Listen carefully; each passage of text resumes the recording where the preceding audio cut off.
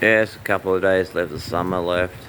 March is the beginning of autumn, beginning of month, but like I said, it doesn't cool down till May.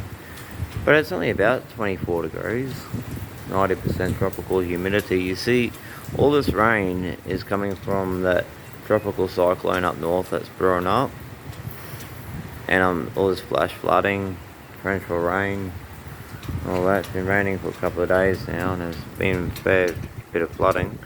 And yeah, like as you can see, it's part of it. But anyway, yeah.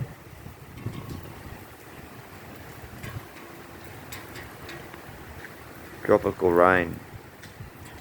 It doesn't cool down till May, even though March is officially autumn, or beginning.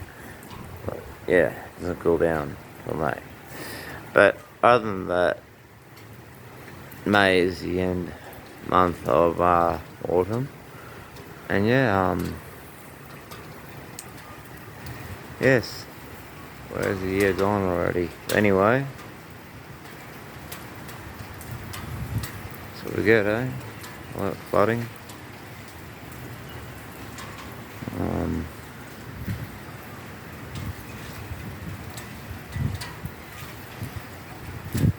As I say, if it's flooded, don't drive through it.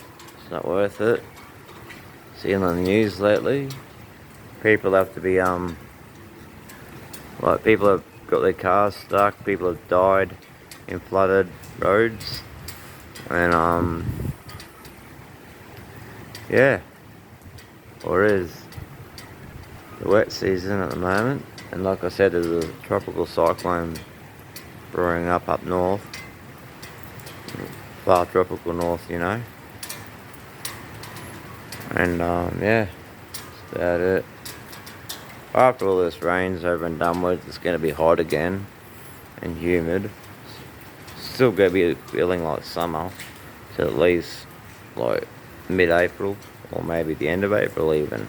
It's still hot mid-April, so I'm saying about the end of April it cools down gradually and starts to really cool down in May. Then June is obviously the beginning of winter. So yeah, over and out. It's tropical Queensland.